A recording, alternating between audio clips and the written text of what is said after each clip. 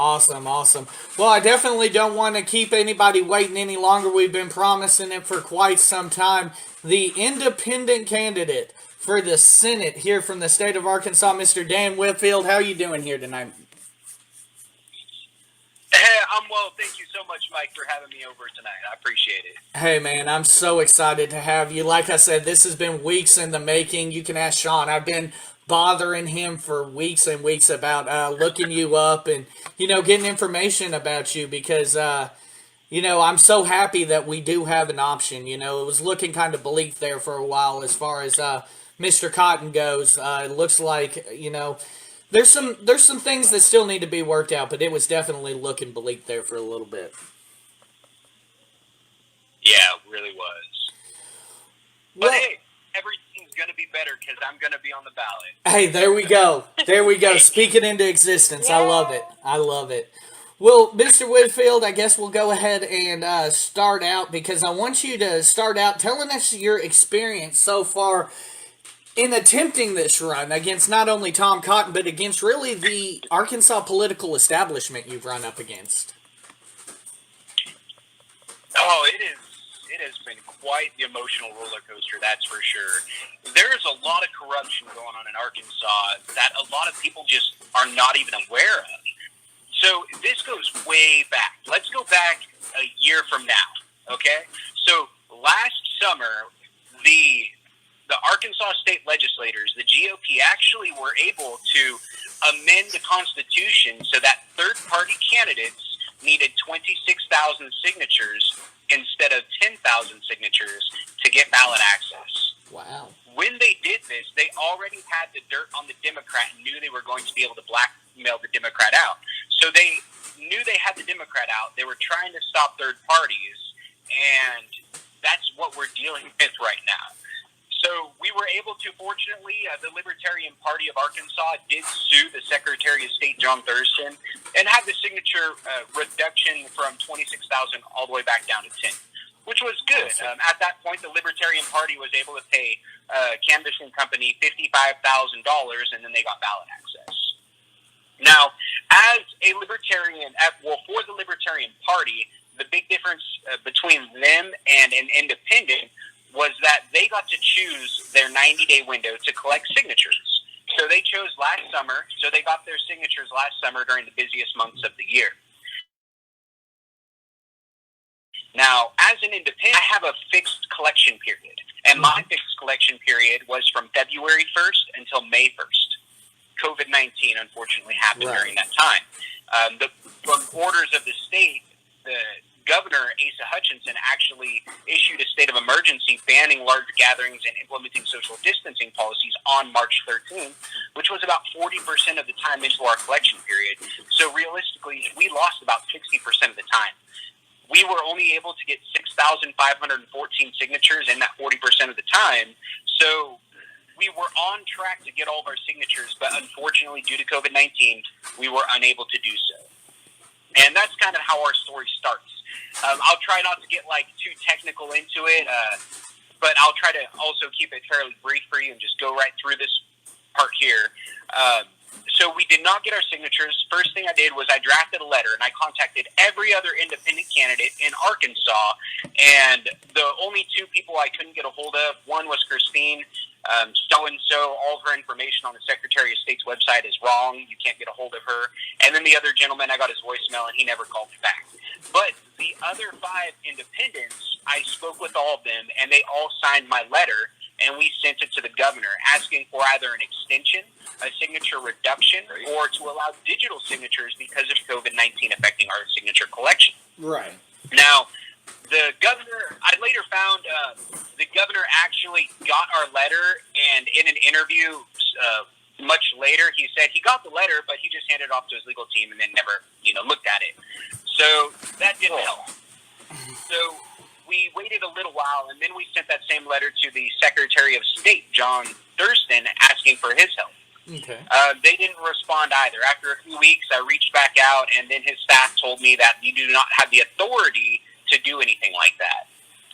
So the head of our elections doesn't have the authority to do it, he said. So we took the next step, and we we sued them. We started the legal process to make sure we could get ballot access.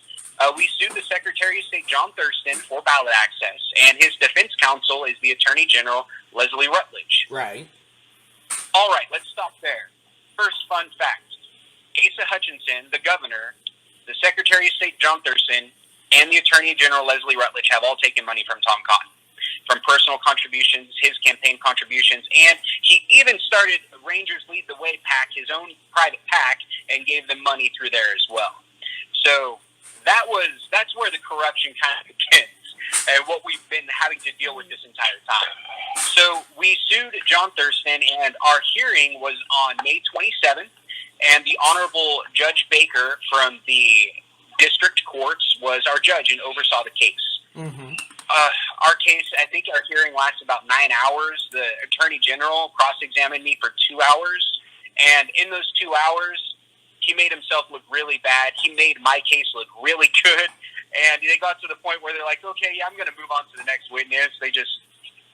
The problem was everything that I was saying was true, and they were trying to catch me in a lie, but we weren't lying. Right. And actually, if you go to replacetomcotton.com, click on the ballot access tab, you can see the entire court hearing transcript on there as well. Read through it. It's really entertaining stuff. I guess I had some supporters who were there in the courtroom. I was there. I was on a video conference remotely. Mm-hmm.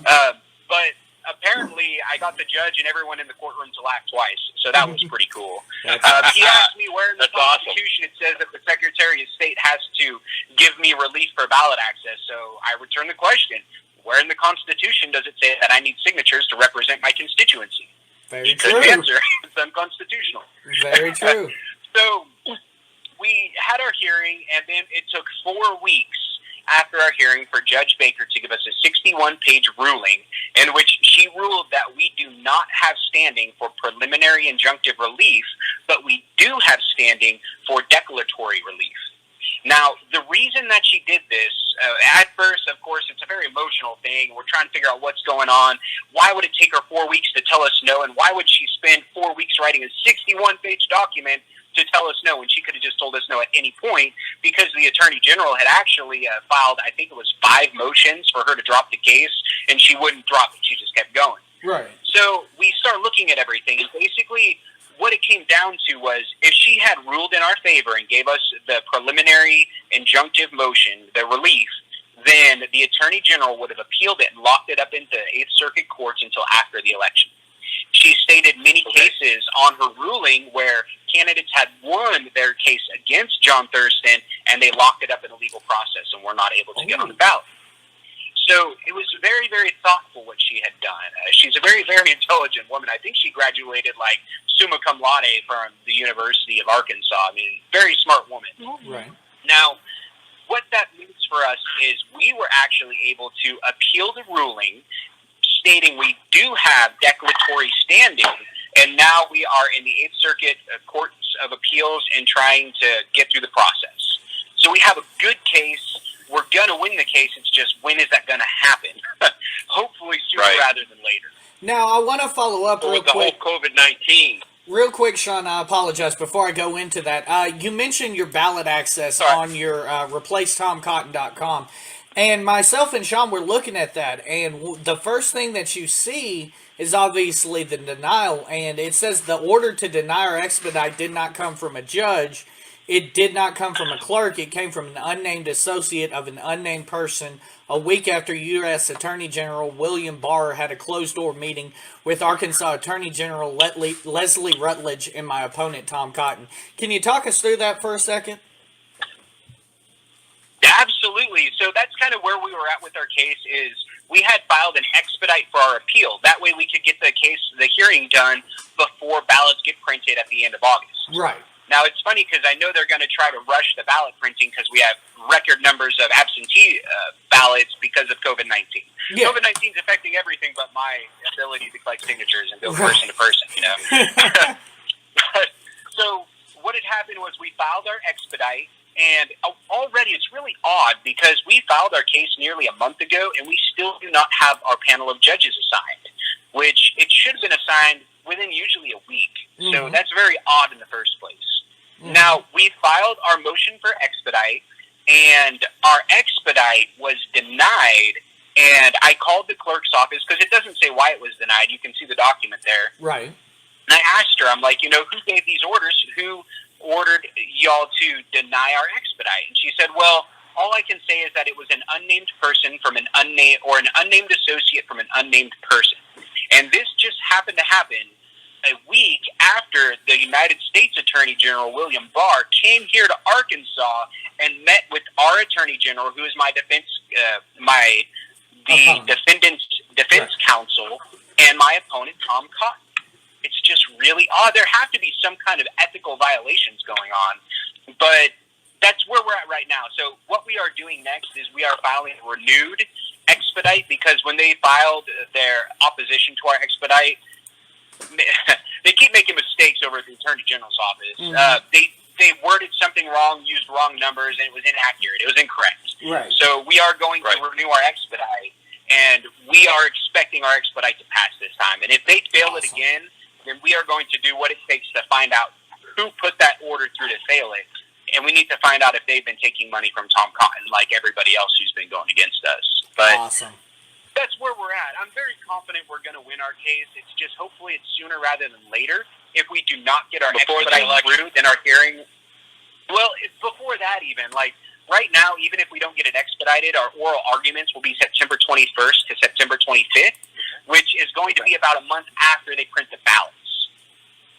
So the absentee ballots will not have my name. Now, what we can do, of course, is we can request that they reprint the ballots, because it only takes them a few days to do it, and they will reprint the ballots. But where the big issue comes is that the person in charge of reprinting the ballots and redistributing them is the Secretary of State, John Thurston. Thank goodness. So we are expecting intentional errors. They're trying everything they can.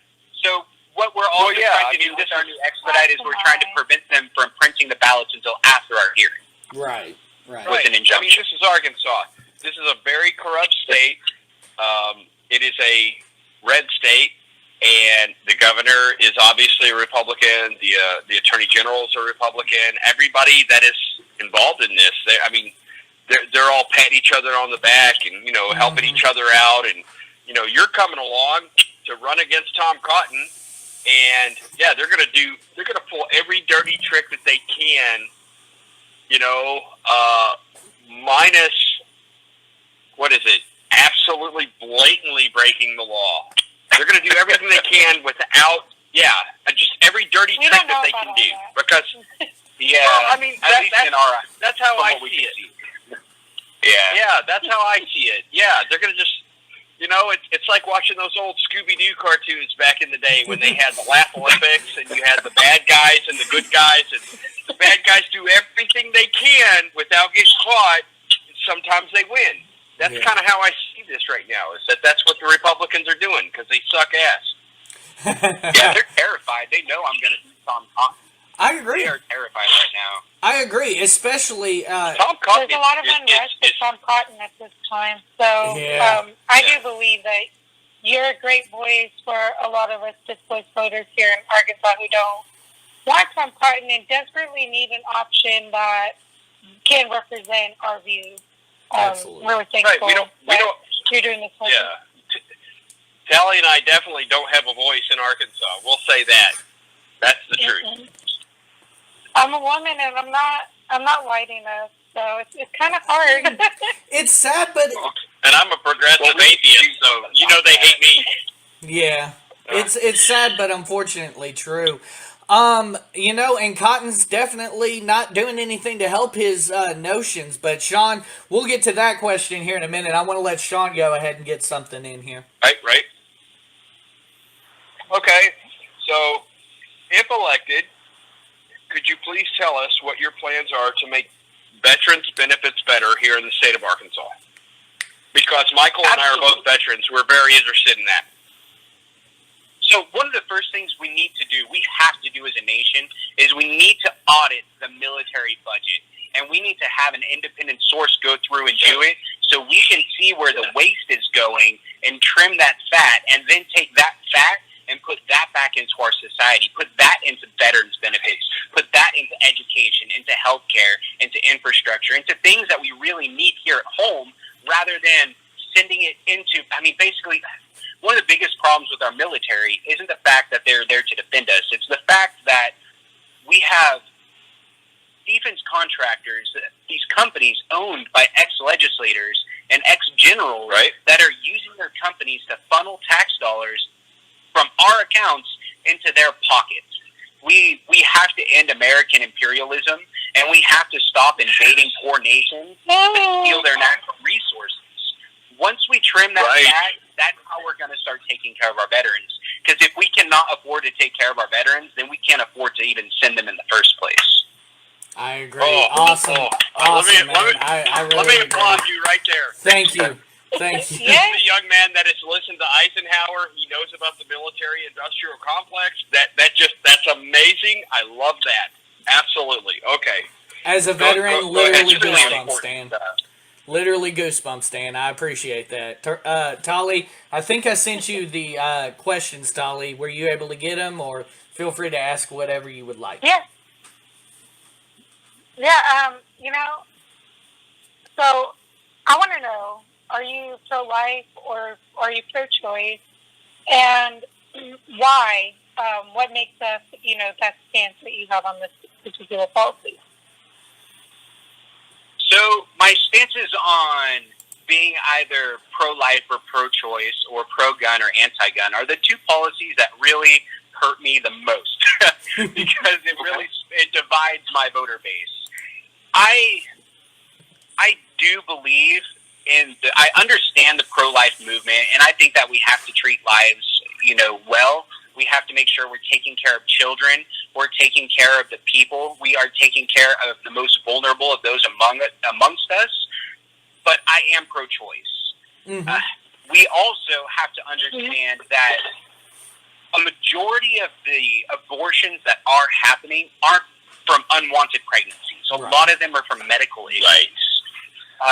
My wife, our last pregnancy, we lost one of our twins, and then we were diagnosed, the second twin was diagnosed with trisomy 18 at about 22 weeks.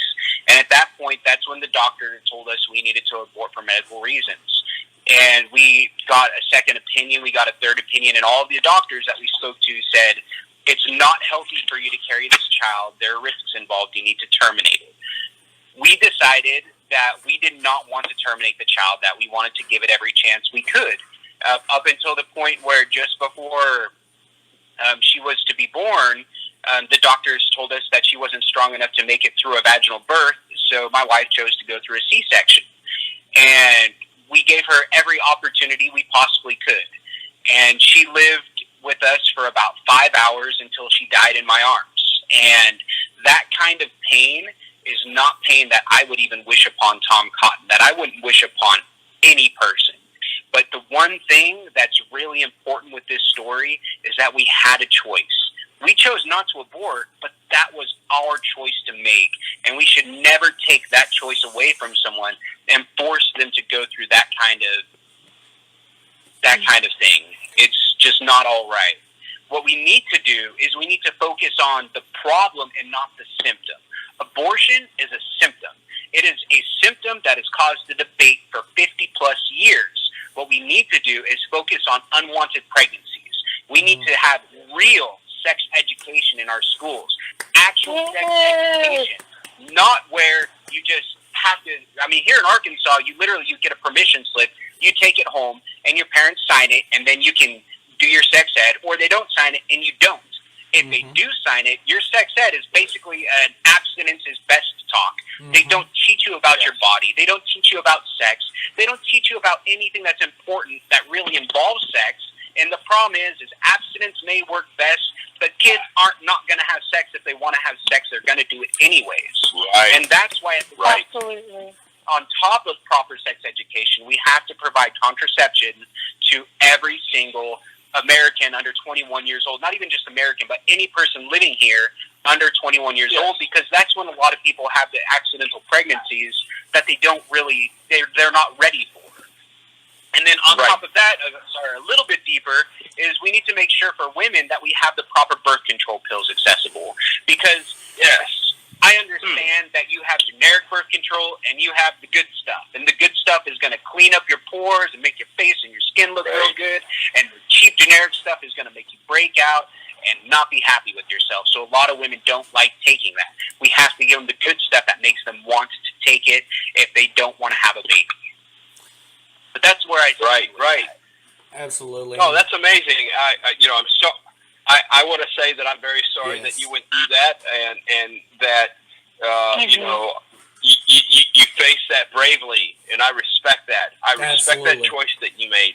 But you made a very important point where you said it was your choice to do that, and that's what's important. Everyone needs to have the choice to do what they make, because, like you said, usually it is a medical situation where people have to make this decision. Just recently, my wife and I, she had a medical issue that was going on, and she had to go and take a pregnancy test to try to figure out what's going on. And turns out she's not. But if she had been, we probably would have opted for, not going through with that. Because at this point in our lives, we're too old. We can't afford such a thing. We would take away from our other children. You have to have choices to look at those things, Everyone's situation is different. We didn't have to do that, so I'm grateful for that. But a lot of people do make that decision, for that reason, and they shouldn't be judged for that. Absolutely. No one should be judged for the decisions that they make when it comes to that issue. Absolutely. Well, Mr. Whitfield, I'm going to hit you with another toughie here, especially with what's been going on recently here in the state of Arkansas. What are your thoughts on the Black Lives Matter movement, and how would you help heal the racial divide here in the state of Arkansas? The Black Lives Matter movement is extremely important. It is, and it's honestly just the tip of the iceberg of what we really need to start addressing, because it really goes back to a systemic problem that has been sown into our society all the way since, Are you okay? Now we can get to the 1619 project. What's wrong, baby? Where? I'll get you some milk. One of the little ones got Sean's attention.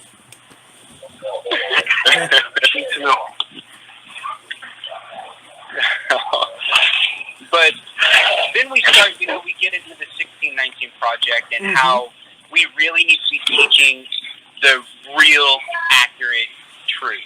Right. Not just whitewashed history that makes us sound good and proud and happy and all this good stuff. Absolutely. Because when you start whitewashing the past, that's when people are going to be prone to make the same mistakes that we made back then again. We have to teach what really happened. I agree. I had a rough time with my daughter last year. Not a rough time. It was a really eye-opening time during Columbus Day, when she came home and started telling me how great Columbus was and how he discovered America and fed the Indians and all this stuff. And I made a choice. I sat down and I told her who Christopher Columbus was. I told her about the genocide that they brought, about how they stole this nation from Native Americans, and how he had never actually even been in the United States of America. Right. So I made that choice. But the thing is I shouldn't have to make that choice to tell my daughter the truth, whether or not Santa's real or whether or not the Easter Bunny's real. History is not Santa. It's not the Easter Bunny. We can't sugarcoat it. We have to teach these kids the truth. Again, that way they don't make the same mistakes. With the BLM movement, I really love that's your exactly stance on this. I really love this because I grew up in Hawaii. I'm from American Samoa. I'm Hawaiian, and when I moved to the mainland United States, I was a Hawaiian girl in class. My teachers wanted me to read the little blurb that they would give Hawaii in the history book, and I would correct them. And I was always a well-behaved encyclopedia. So when I would correct these history books in the mainland, they would get really mad. They expected me to be very indoctrinated and just take it at face value, but this is my history. So I really respect your stance on that side of education, where you support the 1619 Project and you think that we should be teaching the harsh, real truths of what we've done as a nation. Because I think, as someone whose people have suffered, that that's the only way we're really going to heal and move forward from the divide that we do experience. Absolutely. Absolutely. Definitely. Sean? But, and when it comes to, like, the movement, what we really need to do, I think some of the key things to fixing some of the systemic racism that we have seen throughout our entire lives and for a long time is we need to make sure that we're focusing on fixing our educational and our healthcare systems, because a lot of the problems come from underfunded schools in predominantly minority neighborhoods. And that's why my education stance, I think it's very, very important. We have a really unique problem here in Arkansas. Some parts of Arkansas have the best paid teachers in the country and the best quality schools, while other parts of Arkansas are the polar opposite and have the lowest paid salaries with the worst ranked schools. And we have to figure out how to even that out. Well, and Dan, I'm a Springdale graduate, and I'm pretty sure the ones you were talking about, the highest paid, were up in that corridor of the state of Arkansas, because there's a lot of money up there. Yeah. But, it's very interesting that you mentioned that. Obviously, I got a pretty good education, but, I remember being a Bush guy back in 2004 whenever No Child Left Behind was enacted. And I remember, looking at that, and I literally thought it meant, we're going to even the playing field. There's going to be no child left behind. And unfortunately, it's kind of fallen short of its promise, in my opinion. I think what we're going to need to do is we need to figure out how to redistribute the funding to our schools. And right now, our schools are funded by community taxes, by property taxes, and things like that. Mm-hmm. What we need to do is we need to go as an entire state, pool all of this funding together, and then distribute it evenly depending on how many staff and how many students are at each school. And then it doesn't matter where you live, you're still able to get a quality education and have a chance to succeed in our society. Absolutely. But that's really important. And once we start fixing a lot of those problems, that's going to change our world. The last thing we need to do is cut funding to any schools, period. Mm-hmm. Don't threaten to cut school funding. That's right. Right. Yeah, that's exactly what I was going to lead into. Some of the things that you were saying. I'm the progressive of the group, so I'm more left than anybody else. One of the things I really wanted to know is, what are your thoughts of taxing the 1%? Getting the money that is owed the American people from those people who use the loopholes that they can to not pay any taxes at all. The Walmarts, the corporations that are out there that don't pay taxes, that take actual subsidies from our country for paying low wages so that people can have welfare and all that crap. What are your thoughts about that as well? Man, such great questions. I love it. I love to answer these questions. I can do this all day long. So, you might not like my answer 100%, because honestly, the richest 1%, I think they should be paying the same amount of taxes as you and me, 20 to 30%. Right now, they're not paying taxes because they're using these legal loopholes that they were able to get passed in legislation through legislators that they bribed. They get legislators into office, and then they ask for legislation like the Tax Cuts and Jobs Act that saves them trillions of dollars that they don't have to pay in taxes, that instead of coming back into our society goes to offshore banks and overseas tax havens where they just build interest in a foreign bank, and it doesn't help our society. When it comes to my tax plan and what I think the way we should be taxed is number one, we shouldn't have payroll taxes, period. We should not be taxing people to want to work, and we should not be taxing employers for wanting to hire. What we need to tax is we need to tax profits. If we start taxing profits, then people who are, it's basically its own progressive scale. So the way I foresee the way we tax is we will classify business in a few different ways. We will have small businesses, we will have medium-sized businesses, large businesses, and giant businesses. And these are all just general terms to, classify stuff. Yes. So a small business would profit between $0 and $1 million per year. That would be classified as a small business, and they would pay a flat 10% tax per year, which would really reduce the tax burden that these mom and pop stores are facing when mom and pop stores are still paying like 37% in taxes before their overhead because they aren't able to use these legal tax loopholes that giant corporations are using. Right. So that would be 0 to 1 million. A medium size would be from 1 million to $100 million profit per year. This would be a medium-sized business, and they would be a flat tax at 15%. Now, when I say a flat tax, I mean no loopholes, no tax evasion strategy at all. It would be 15% tax of your profit. Mm-hmm. Now, a large business would be between $100 million and $1 billion. They would have a flat tax of 20%, and a giant business, like a corporation, would be more than $1 billion per year, a flat tax of 25%, which is technically 12% less than the 37% they're paying now. But if we did this, we would have more tax revenue because the biggest corporations that aren't paying taxes at all would make up for the lower tax income, the lower tax revenue from the smaller businesses. Now, at the same time, this would really help us with corruption because then we can classify that only small and medium-sized businesses qualify for government subsidies. Ooh. That way, we don't have corporations that are making billions of dollars a year taking hundreds of millions of dollars of our taxes in subsidies like what we have seen with Amazon, where they pay $0 and took $400 million. That's things like really that. I think would really help and increase our revenue. Well, and I mean, you hit something. That's amazing. I think. And what you had hit on with the corporations, like what we pay their welfare, that's like Walmart. They pay around 1.5% in taxes, and which was, I mean, I think a few years ago they paid roughly like $14 billion in taxes. But that same year, they paid such low slave wages that their employees qualified for $6.5 billion worth of welfare. And I mean, we have to enforce taxation and illegal tax loopholes, and by doing that, we can lower taxes on the working class and the people that is burdening the most. Well, and Dan, the way you made that, you're absolutely right. The way you rolled that out, I mean, you even said, that's still I think you said about a $12 million or 12%, I'm not sure which one it was, a 12% cut on what they're already required to pay.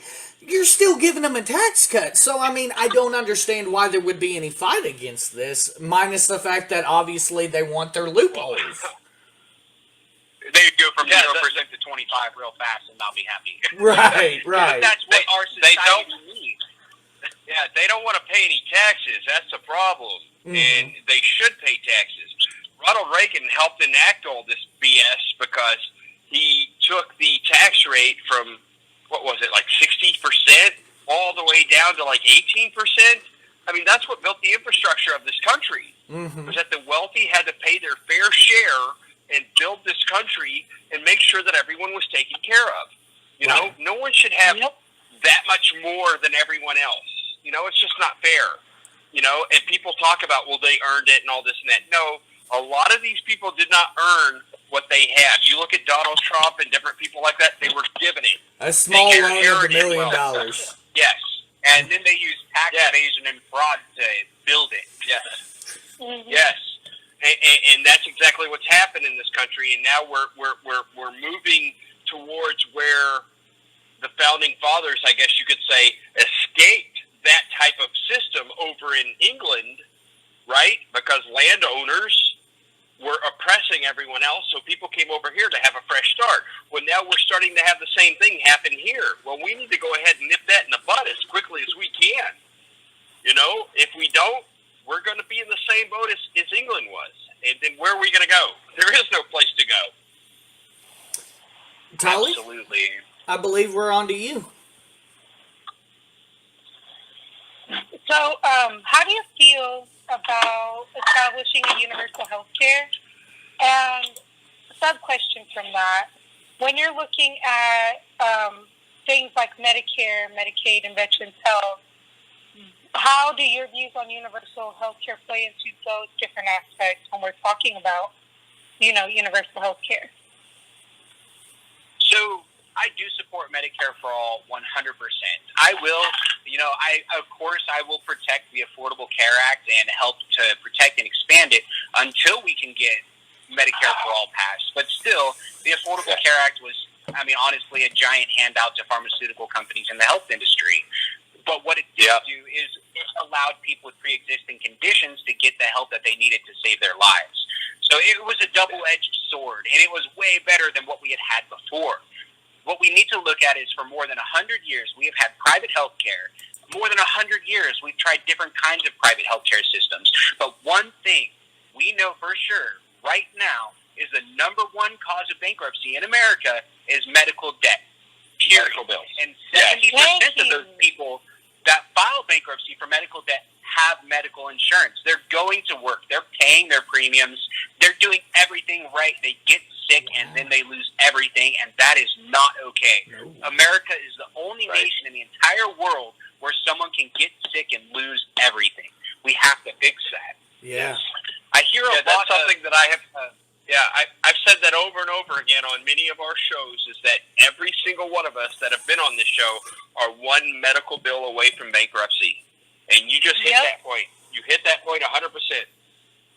And Medicare for All is really the cure-all. It's gonna help. Number one, Medicare for All. It is not free. We are going to pay for it. Of course, nothing is free. Right. Number two, it is not Medicare. I get that all the time. Well, Medicare is so terrible, and we have all these supplements, and you just want to do this for everybody. It is not Medicare. They shouldn't have named it Medicare for All. It should be called Healthcare for All or something like that. Right. Point being, for the average household in Arkansas, our average income is $40,000 a year. Right. Now, what that means is and I know I see in your face, it's really crazy. I wish it was higher. And we can get to that later because I have a vision for how we can do that. Okay. Now, the average Arkansan household income is $40,000 a year. With Medicare for All, that means the average Arkansan house will pay $440 per year to cover their entire household. $440 a year. Now, there will be costs for prescription drugs. The prescription drug cost will be $200 cap per year. So that means if you fill your first prescription in January and it's more than $200, you pay your $200 copay on it, and your prescriptions for the rest of the year are at no cost to you. Goodness. This is just the way it is. Now, the way that we can get that amount, because I know average is just a term. Right. If you want to look at how expensive it would cost, say, for your family, let's say for a middle-class family or an upper-middle-class family. All right. Say your household income is $100,000 per year. Right. Now, you'll subtract $29,000 and then multiply it by 0.04, which is 4%. That means if your household income is $100,000 a year, your yearly medical payment to cover your entire house, no more premiums, deductibles, copays, any of that, $2,840 a year. My goodness. Now, that's amazing. If you break that down and divide that by 12, that's $237 a month. That's nothing. Right. You know, you hit something very important right there, too. And I've been trying to teach these guys this for years on American Idiots podcast, is that most people think they're middle class here in Arkansas, and they're not. They're in poverty, and they don't get that. The middle class in this country starts at $80,000 a year. That's middle class. That's lower. Yeah. That's lower. Okay? Ooh, wow. So most of these people making $40,000, $50,000 a year, they don't even realize that they're living in poverty. They have no clue at all. And you just hit that. I'm so thankful that you did that. That's amazing. Thank you. And we can even get more into that. I'm full of fun facts and statistics. Mm-hmm. I love it. I love it. Back to Medicare for All. So if you make $100,000 a year household income, that's $237 a month. My wife and I, we work. We have decent jobs. We work for a Fortune 300 company. Our medical insurance, we pay $840 a month and have a $1,500 deductible. I do. Let's see here. I pay $600 a month. Times 12. $600 a month. Wow. So we pay about, that's $11,500 to our medical insurance provider before they help us out. A year, that's a huge percentage of our income. Yeah. That's, 10, 15, 20% of some people's income is just going to their medical. That's before you take into their mortgage and their rent, which is 15, 20, 30%. And then you have utilities and car and gas and food and clothes. It's not sustainable. We have to make sure that when we are holding people's lives in our hands, we are not putting profits over these lives, which we see really heavily, especially with our diabetic community, with our insulin costs. Insulin is ridiculously expensive, and it costs almost nothing to make, but a small, I think 3 companies own the patent and just monopolize the entire industry. We have to, little things like this. Sean, remind me to never complain about the VA again. Good Lord. I'm so happy for the VA right now. I've been telling you about this for years. No, seriously, I've been telling you about this for years, and you haven't been listening to me, and I'm glad someone else came on this show and actually pointed that out to you. I am not insane. I fucking know this shit, okay? I work, in Little Rock. I work in North Little Rock. I see the single mothers that have 2 and 3 kids that are working 2 and 3 jobs every single day, and they have nothing. They have to struggle for every single dime that they have. Medicaid for all would help them so much. Absolutely. And that's what people don't think. They're like, well, I don't want to pay for somebody else's health care. Why not? I mean, we need to be like Sweden and Denmark and Norway and all these other countries. We need to start looking at everybody and actually taking care of each other. We have to do this, or else we're not going to survive as a species. My goodness. Well, at the same time, that's just our side. That's the citizen side of it. What a lot of people don't realize is, I'm paying, I think it's $840 or $860. I don't remember. My wife is the accountant and pays everything. But whatever we're paying, our company is matching 100%.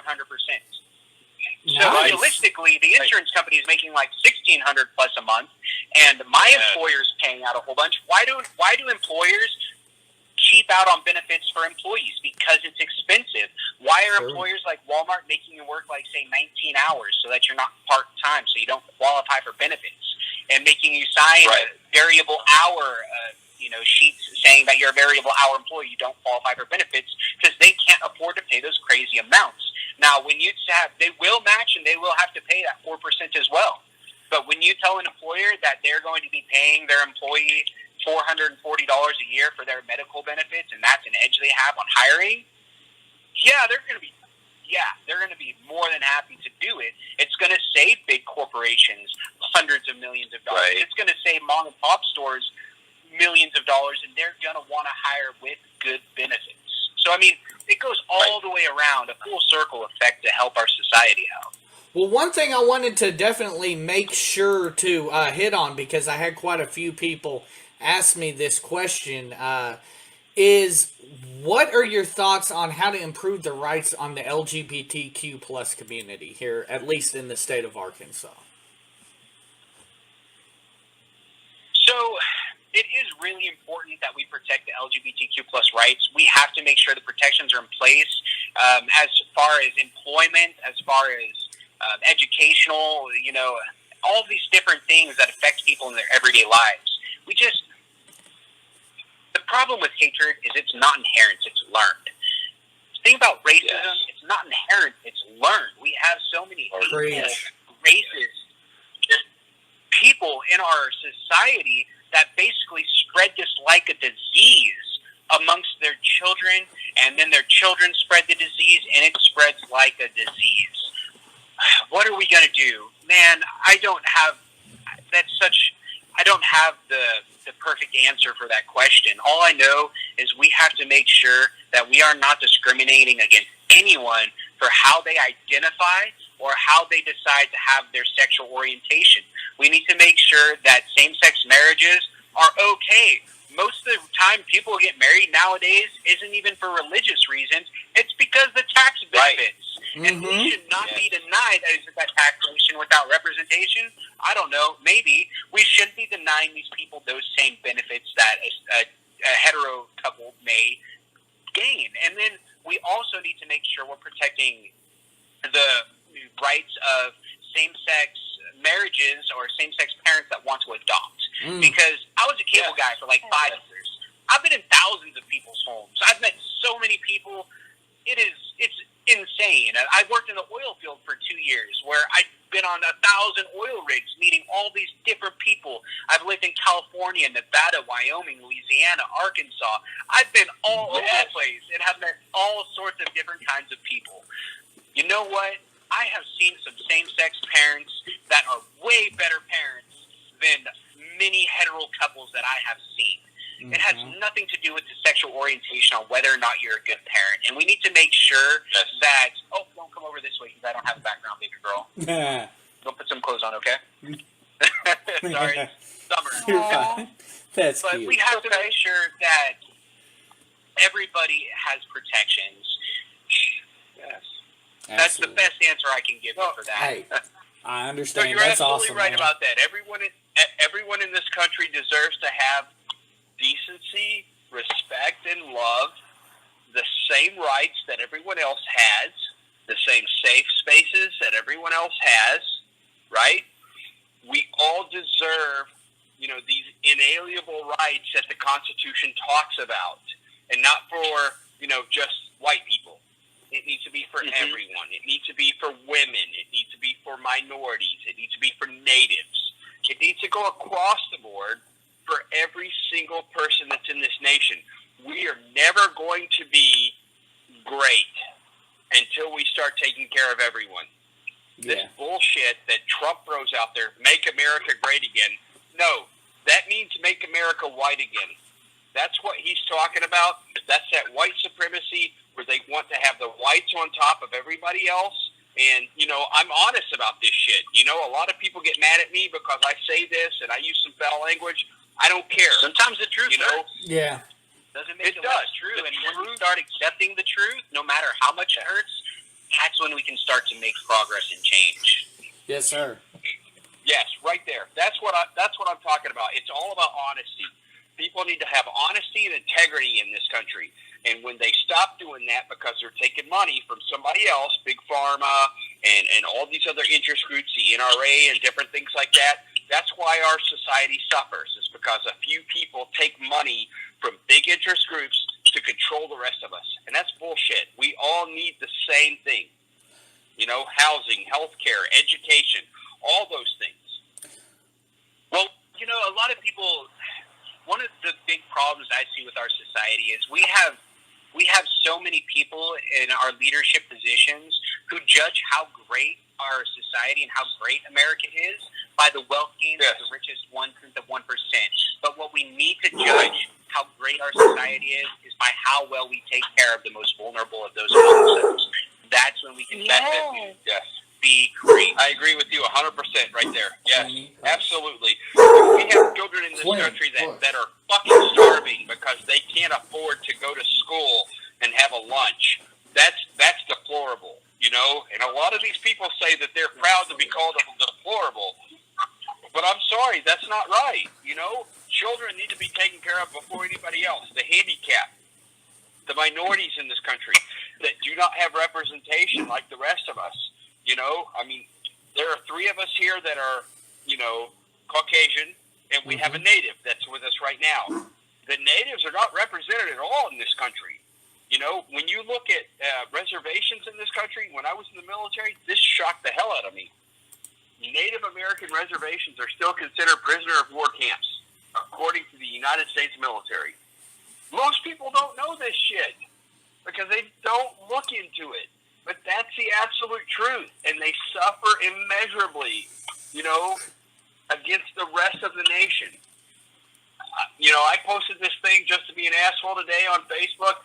I think that, everyone should get reparations today instead of the stimulus bill. That. No, let's give $1 million to all the African Americans and all the natives in this country and fuck all the white people. That's exactly how I said it. Dude, I got death threats over that. But, it's the reality of what needs to happen. Yeah. the people that haven't gotten their fair share need to get their fair share before anything else happens. It's crazy. I would definitely agree with you, Sean. Sean, I think it's on you to ask a question. Okay, I will pull up the questions real quick. Give me just a second. Here we are. I'm going to skip a couple of these because... You're fine. No, hey, it's cool. You know, our kids come down through here all the time. What are your thoughts about the Black Lives Matter movement? And we've already went over that one, Sean. Our government has actually... Did we? We went over Black Lives Matter. Okay, I'm sorry. The one right above that, though. Matter, people. I mean, I'll talk more about it, absolutely, because it's so important. Okay. Number one, are the people that are out there marching and protesting for the BLM movement, number one, they're not insurgents. Number two, they're not terrorists. We need to make sure that we recognize these people as American citizens with First Amendment constitutional rights and treat them as American citizens. Thank you. When we start looking at a lot of the, say, rioting that's starting and the damage, the problem is a lot of that stuff is started by people who are with the BLM protesters that are not part of the movement. They are agitators coming in. We saw that in Bentonville. Right. Straight in Bentonville at the square.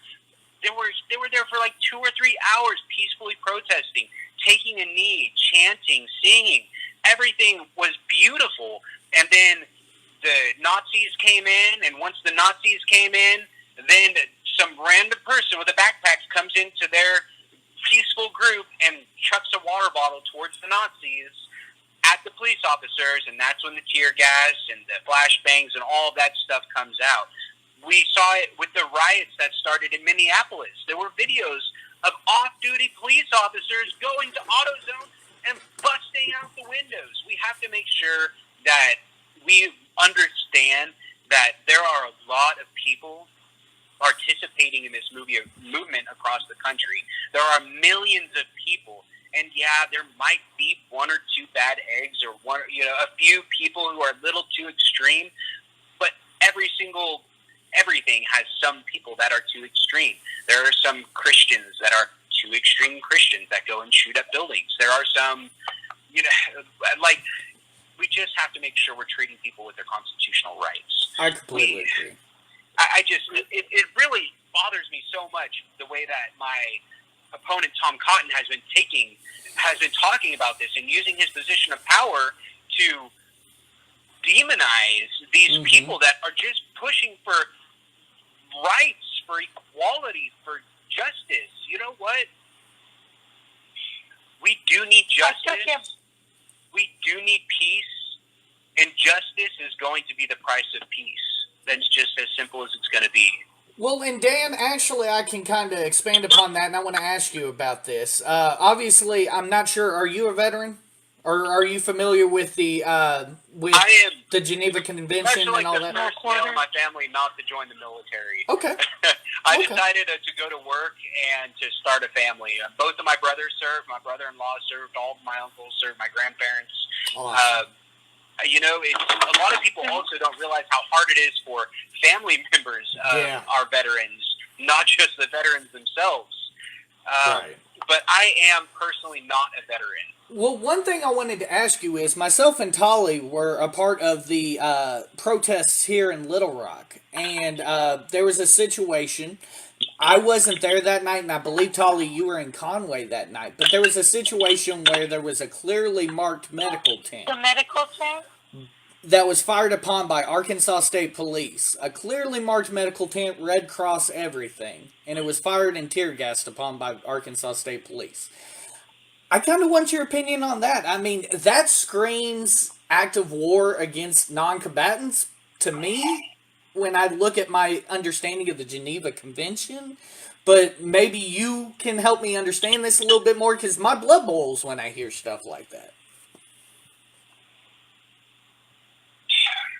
The way I feel about it is, if we're not allowed to invade a foreign country and do something like using chemical weapons or attacking medics, then there is absolutely no reason why we should be allowed to do it against American citizens here on domestic soil. Thank you.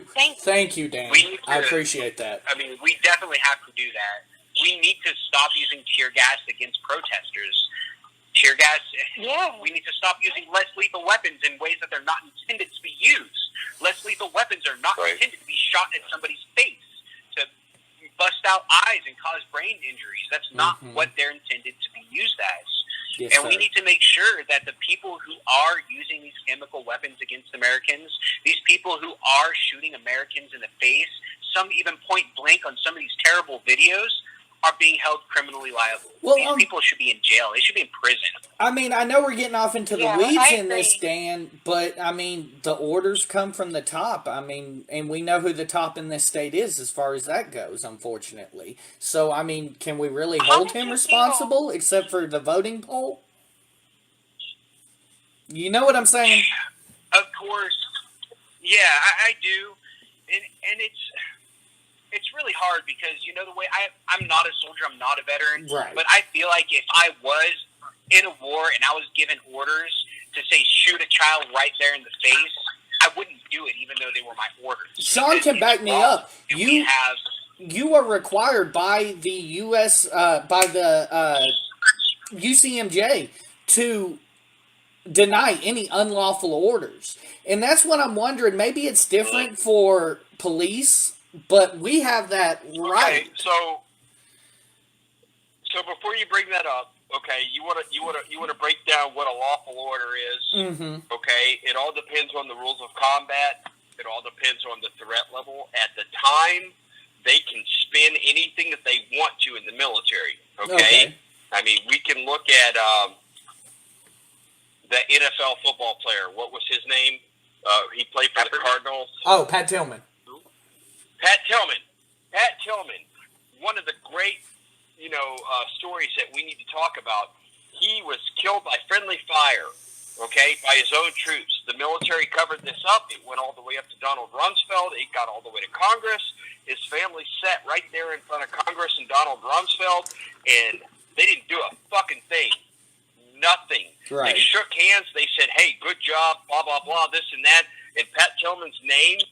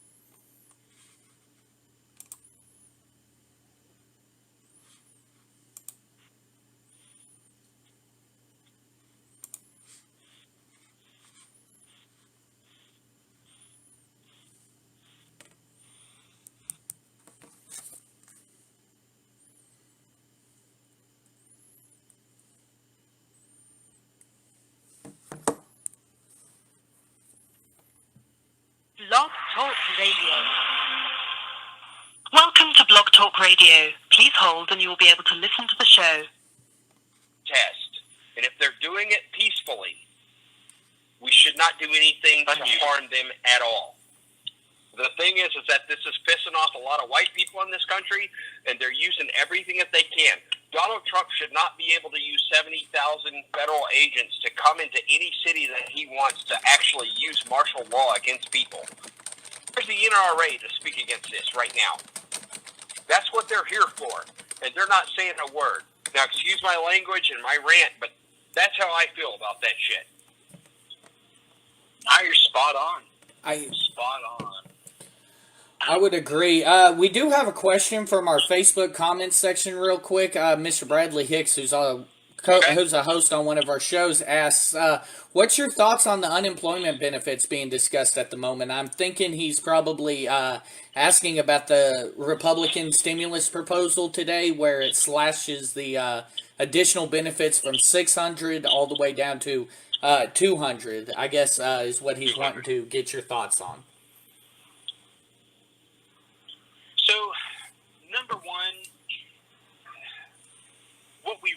need, rather than expanding the unemployment benefits, the additional benefits for COVID, is we need a People's Act. We need a new stimulus.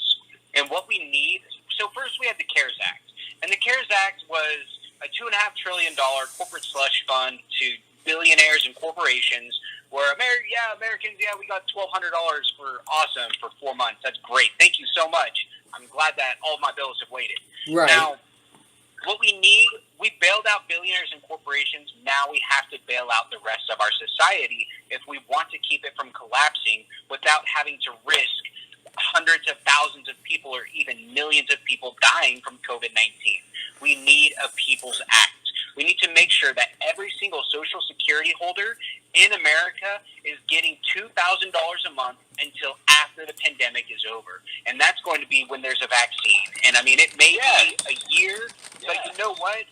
We can afford it. We can. I mean, look at modern money. Yes. We can't afford to do anything. If we can come up with $6.5 trillion to inject into Wall Street, we can come up with a few $1 trillion to put into people's pockets so that they can pay their mortgage, their rent, their car payment, not have to worry about their car getting repossessed, their utilities, to keep their heat on and their air conditioner, especially when it's summer.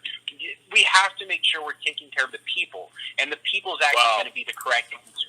If we can't get the People's Act passed, we have to make sure that we do extend that unemployment benefit, because we have over 40 million people have filed for unemployment since the pandemic started. And last month on the 1st, we had 12 million people miss their rent or mortgage.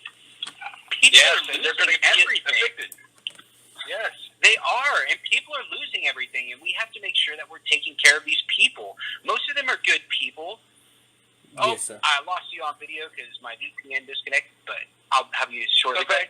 Okay. So that's how I feel about that, is we need to make sure that we are, if we cannot get the People's Act passed, which is what has to be done, that's the most important thing, then we need to make sure that we can expand that unemployment benefit until, honestly, I hate to say the foreseeable future, but until this is no longer the type of worldwide pandemic that we are facing right now. Our numbers are going up every day here in Arkansas. We hit like a 2,000 case average over 2 days or something like that. It's Right? Yes, sir. and And that's But we something have to that think most of- people don't understand.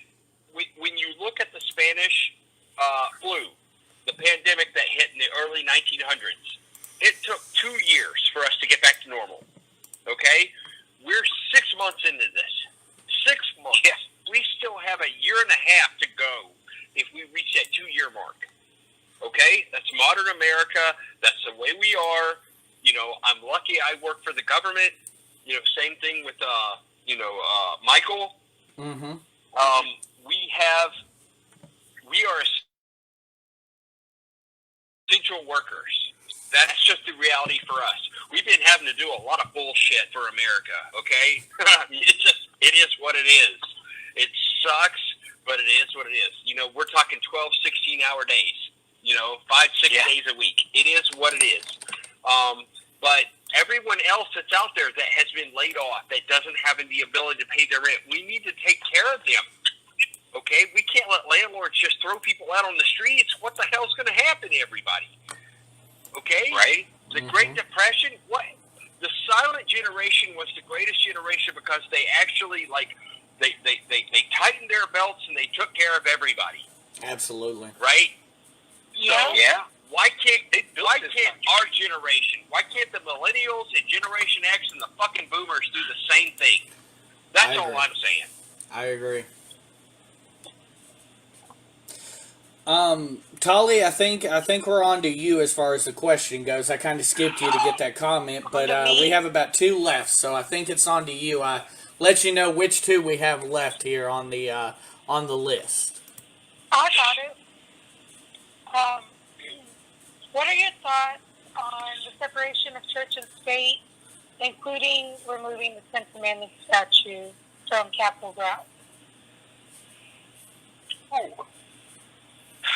So, I don't think we should remove the Ten Commandment statue from Capitol grounds. Okay. I think it's all right there for now. It's it's not like a symbol of racism or hatred. It is just what it is. Now, as far as the separation of church and state, it is essential in our government, and it is so essential. It is in our Constitution. One of the reasons that our ancestors had fled the European nations and fled other parts of the world to come and start a new nation of their own was to flee religious persecution. We have to make sure that there is a very clear separation of church and state, which I'm very disappointed every single time I see a government elected official using their public forum like social media to promote religion. It just shouldn't be that way. If we want to get rid of the separation of church and state, if we want to allow priests and pastors to tell their patrons how to vote, then tax them and then let them deal with it. But there should be a clear separation between church and state. It has to be there. I know Sean would absolutely love that answer about taxing the churches, because that is one of his big things is go ahead and tax the churches. Politics. I completely agree, though. It is also hard to say just tax churches, because it has to be a thing where you tax based on the size, income, and things like that, because we do have a lot of smaller churches that don't have a lot of income that are actually in debt because they put a lot of money into their communities. Now, when we start talking about giant churches and mega churches, that's a different issue. Those people have to, I would love to see them taxed. I think there was a church in Texas, and they were robbed a couple years ago. Their safe was robbed. Yes, Joel Osteen's church. 1 week. Yes. And they're like, well, we're going to offer a $25,000 reward if someone will, find out who did this. And then it's like, man, that's a big reward for stealing a church revenue. So then you start looking into their finances and how much money they make. Some of these churches are making like $800,000 a week. A week. And where is this money going? It's buying private jets for these pastors and big giant mansions. A lot of it isn't going back into our society. A lot of it goes to offshore banks where they can avoid taxation. And it's definitely something that one day does have to be addressed. Absolutely. But we have to make sure we're careful not to hurt our smaller churches, because a lot of them can't afford that. They are doing the best they can, and they're doing everything for the right reasons. So we have to be careful. So, Dan... No, I agree with that. Go ahead, Sean. No, I was going to say I agree with that. These small churches that are out there, I'm an atheist. I don't believe in God, but I do believe in the freedom of religion. Okay? These small churches that are out there that are actually helping their communities and doing things like that, I absolutely agree they should be able to do everything that they do. The mega churches that are out there where Joel Osteen is driving a damn Bentley and has private jets, and, these guys are multi-millionaires. It's essentially Walmart. One of these churches, the pastor is a billionaire. Okay, he has 6 private jets. He's a billionaire. I don't want to. Okay, Kenneth Copeland. That's his name. Fuck the guy. Kenneth Copeland has six private jets. He's a billionaire, and you know what? Fuck that guy. He needs to be taxed at 80%. These mega churches that go out there and they prey on these old people that think that they're about to die and go to heaven. We need to give everything that we can to them. I know a person personally who has bought so much of this shit from Jim Baker up in Missouri, all this end of the times, food supplements. It caused the whole family. It caused the entire family to be like, holy shit, what are we going to do? Her garage is full of this shit. Yeah. They prey. They prey on the elderly. They prey on people that are undereducated, that don't know any better, that think that they're living in the end times. If you think that, that's cool. If that's your prerogative, you think you're going to be raptured here sometime soon, cool. I don't care. But billions of dollars don't prey on this. Exactly.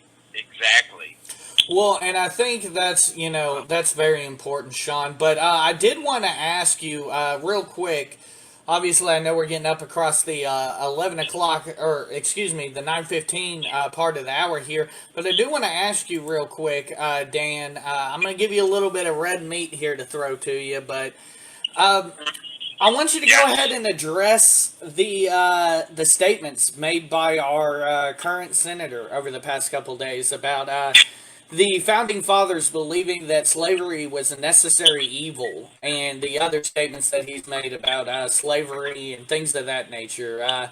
What are your thoughts on that? So, the first thing we really should clarify, he did not say that slavery was a necessary evil. He said the founding fathers said that. Okay. But what we do have to understand also is he completely agrees and believes that. Okay. So he may have been quoting, but he still means it. I mean, 100%. The meaning is there. Mm-hmm. So it's really, I just don't understand where he even comes up with some of these crazy ideas, where he thinks it's okay to say such hateful things, incendiary things. I mean, it even started a long time ago, of course, with his letter to the Iranian government, where he actually got 46 other senators to sign his letter telling the foreign government that they will not do whatever our president says, which was against the Logan Act, treaty, basically, anyways. Starting all the way from then, and then he had, he's just done so much. Let's see if I can even keep track of it all. He tried to get it so that we would ban Chinese students from coming here to learn, STEM programs and science and math. And he said, if Chinese students want to come here, they can learn Shakespeare and the Federalist Papers. Number one, Shakespeare wasn't written in America. But,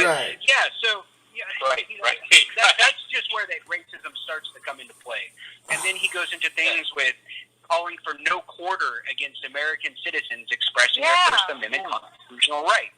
And then it goes into calling for an overwhelming show of military force against American citizens showing their rights. And then it comes into they're insurrectionists. It just keeps escalating and escalating.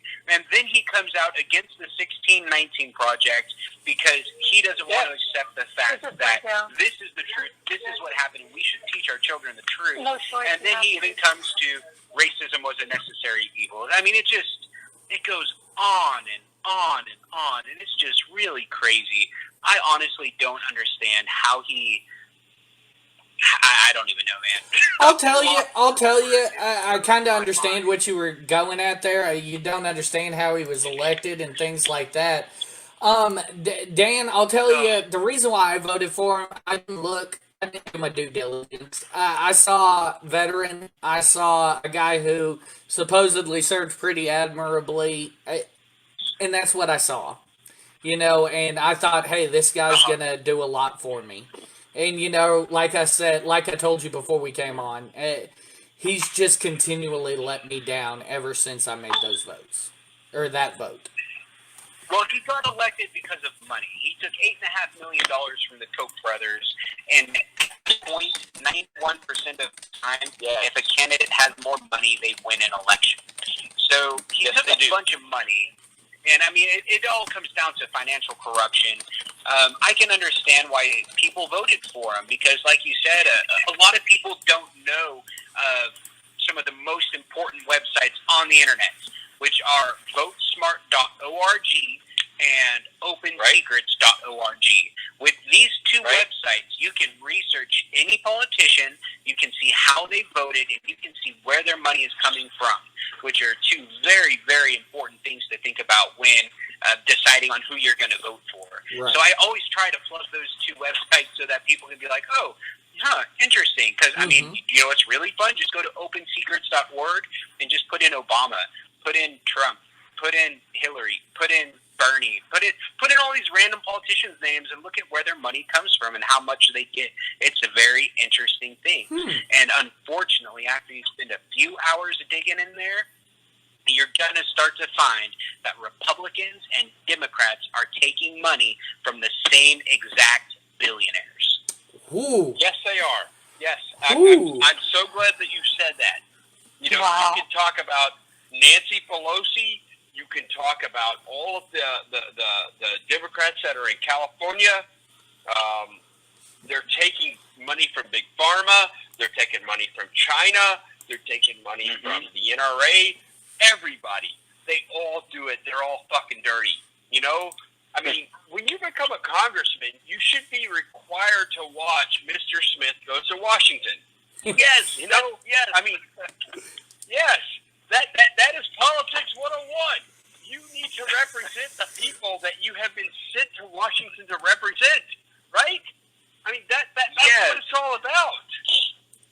And I love so that many movie. people, they get to Washington and they have to spend, you know, when a junior senator gets to Washington, they have to spend those first 2 years raising money. That's all they do. They don't do anything else. They sit on the phone and they raise all this money, and they're like, oh, yeah, you know, for my re-election campaign, blah, blah, blah, this and that. Tom Cotton did it. You know, most of the bitches in fucking Congress did it. You know, excuse my language again. But that's just the way it is. And they're You know what bought did you and say about my sold. campaign? Yeah. I am not running a re-election campaign. If I am, my name will be on the ballot in 2026 again once I beat Tom Cotton in November. But I will not run a re-election campaign. If I'm doing a good job, then vote for me. If I'm not, then don't. But I'm not going to waste your time and your money and selling my soul and your voice to corporations. It just doesn't make sense. That's so amazing. Honestly, And I mean, our campaign, we are 100% grassroots. We haven't taken money, even from political parties, political action committees, any special interests or billionaires or giant corporations. Our campaign is 100% grassroots. And I'm really proud to say that because that allows me the ability to work for my constituents and nobody else. Well, I tell you, Dan, one thing I'm so proud that I heard you talk about on that stream was, you know, you're completely transparent with your money. Sean, I don't know if you caught it when we were on his website earlier, but there's a tab that literally says expenses, and he will break down every penny that he spends. And who else can say that? But that's the way it should be. You know, I mean, we have a president right now that won't release his tax returns because he's so afraid to show the American people that he doesn't pay any fucking taxes, right? That, you know, that they might turn on him, which he doesn't understand. His base isn't going to turn on him no matter what. He could rape a fucking 3-year-old white baby in front of everybody, and his base isn't going to turn on him. That's the disgusting reality of Donald why Trump. it was okay. Yeah. I mean, that's an extreme case, but yeah, I agree, unfortunately. But, I mean, I have to give you that shout out, Dan. Honestly, I have to give you that shout out, man. I appreciate that so much, and we have you now back on the stream here. I have to tell you, I appreciate that so much for you to be that transparent. You know, I've kind of gotten to a point. I don't know, Dan, if you've seen House of Cards on Netflix, but I got to the point where you guys were talking about you talking about that movie, and I was like, you know what? I sat here and said that modern politics is House of Cards. Because truly, I believe that. I've got that kind of apathy that I believe that people are getting whacked in the subway. You know, I wouldn't doubt it. I think it happens a lot more than we know. That's for sure. People get assassinated. I mean, I think Donald Trump, didn't he say to take care of someone recently? And then they asked him about it. He's like, oh, I'm meant to take care of them. You know, like, wait, what? Are you really going to try to, like, play that dumb? Right. I mean, I think it does happen, unfortunately. And that's why I actually that's why I carry my firearm everywhere I go. If I get elected, good. A lot of people stand to lose a lot of money, so I keep my family safe. Mm-hmm. Right. You know, And a lot of I'm glad you bring that up because a lot of people think because I'm such a leftist that I'm like so pro anti-gun. I am pro protecting your fucking ass. That's it. Protect yourself. Okay? A 6-shot revolver, a shotgun, you know, something like that. Yes. but we have to stop the ability of people to kill people in mass in this country. Look at Sly Stallone. Okay, Sylvester Stallone has made all those Rambo movies, all those, international spy movies, everything he did. He's one of the most pro-gun control conservatives in this country. And that proves that you can have multiple points of view. And I like you, man. You have multiple points of view, and you go across the board, and you've said things that, maybe I don't like, but you know what? They make sense. Mm-hmm. They make sense, and I like that. We need more candidates like that. I completely agree. Well, Dan, go ahead. I heard that. Yeah.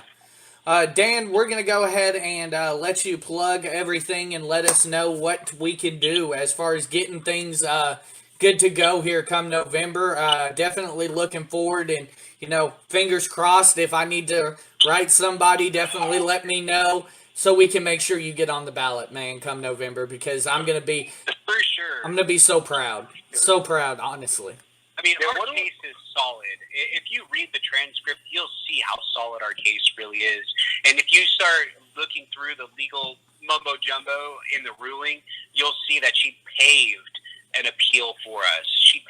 That's why it took her 4 weeks to write a 61-page document to say no. She paved it out. We're going to win our case.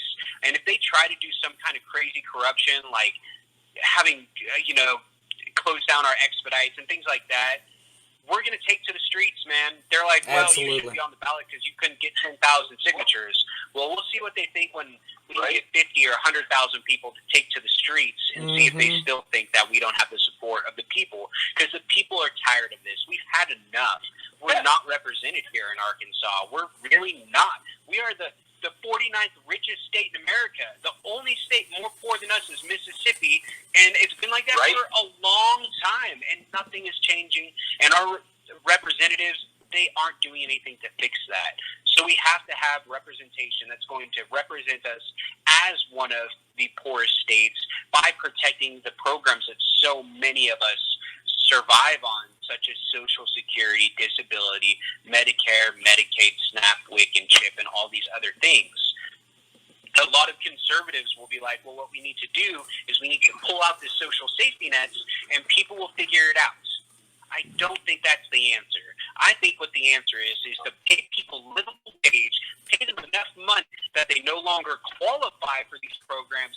That way they don't have to rely on them. And that's the proper way to do it. Yes, sir. But as far as the plug and all that stuff, so here's my quick spiel I always do. My name is Dan Whitfield. I am the independent candidate running for United States Senate here in Arkansas, and I will give you the choice to have a voice, and we will beat Tom Cotton in November. So make sure to check out replacetomcotton.com, and you can see my policy stance there. I wrote an autobiography, Hit Meet Dan, and you can read about my childhood, how I became the man I am today. You can also hit the media tab. You can see all my different pictures from before COVID. You can see all of my interviews, all of my live streams every Saturday at 6 p.m., most Saturdays, so I'm not busy. I do a live stream Q&A where I answer questions and give you an update on what's been going on throughout the week. All of those videos are there. You can see my commercials, and I have written 2 op-eds so far in response to Tom Cotton. I wrote an op-ed, Understanding Their Pain, talking about the BLM movement.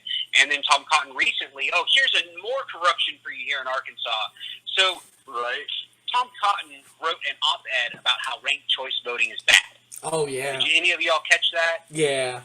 The day after he wrote that op-ed was the day the Secretary of State, John Thurston, threw out 90,000 Arkansans signatures and took off ranked choice voting from our ballot. Oh, my goodness. After John Thurston has taken money from him. Of course. Interesting things to think about. So I did write an op-ed about ranked choice voting, on how it is good, how it benefits us and gives us more of a choice and more control over our elections. That way we don't have to choose between the lesser of two evils if we like a candidate that we may not think is electable.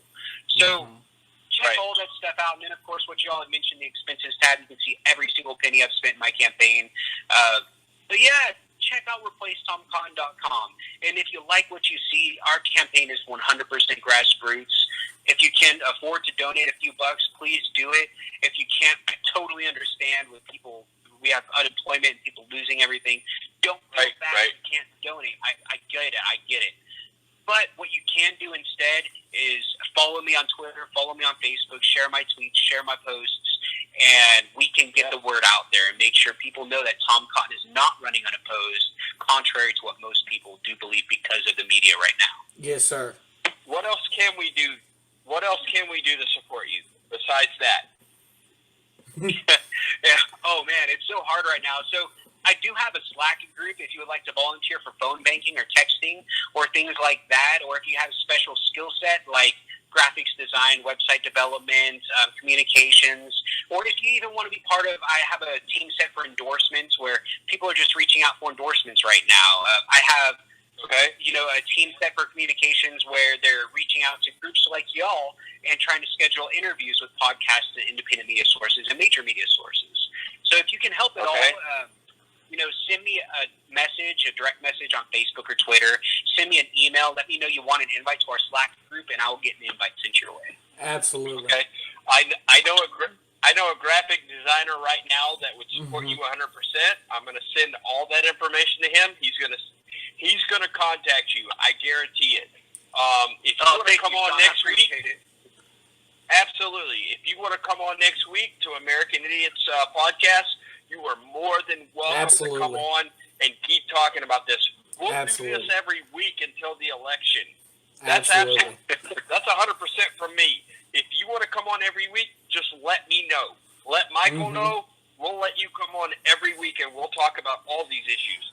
Man, I'll tell. For sure, because there's so much to talk about. I'll tell you what, Dan. I want to kind of end my part of this on this. I've made a couple votes. I'm a 30-year-old individual. I've made a couple votes in my life, but I can honestly tell you, you are going to be the first person I vote for that I'm 100% proud of myself to vote for. You are amazing, and I promise. I really hope that we get this done come November. Well, thank you so much, Mike. I mean, it has been a roller coaster with everything that we're going through, and I wouldn't be able to do this without the just amazing support from everybody like you, so I really do appreciate it. Thank you, sir. Sean, Tolly, any last thoughts for Mr. Whitfield? I just want to piggyback off Carnahan and say that I, too, am really excited for an opportunity to vote for a candidate that I think actually represents the constituents. I'm really glad to have the opportunity to listen to you tonight and ask you some questions. Thank you. Thank you. Anytime. Thank you. Sean? And y'all are awesome. Thank you, sir. I just want to say thank you so much for coming on the show. If you want to come on every Monday night from now on, I am absolutely for that. Being the progressive of the group, I will support that 100%. You need a voice. You want to put that out there. Absolutely, I will push it. I'm gonna repost this time and time again.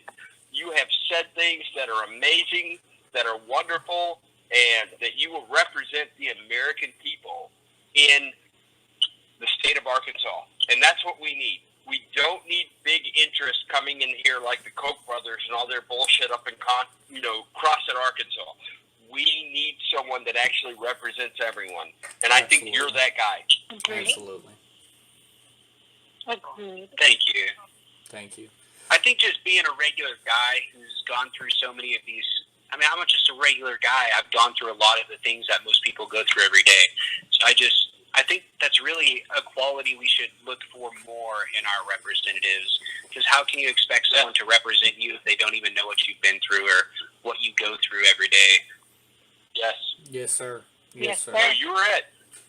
You are absolutely it. You don't have you haven't been bought and sold yet. You are the one that is actually out there looking at everything from a reasonable point of view, and you should be the one that represents everyone in this state. I completely agree. And I hate to say it this way, I'm the vulgar one here. Fuck Cotton. You need to be the one that's in office. Absolutely. Absolutely. Well, Dan, I definitely want to take the time to say thank you so much for joining us again. You're an amazing candidate. Anything that you need, go ahead and hit myself for Sean or Tolly up, and we will go ahead and plug absolutely anything. I plan on having your website on our Facebook page by the end of the night. As soon as we hop off of here for the end of the show, I will go ahead and make sure I plug that on our site as well, and make sure everybody knows that there is an option instead of sticking with Tom Cotton. Yes.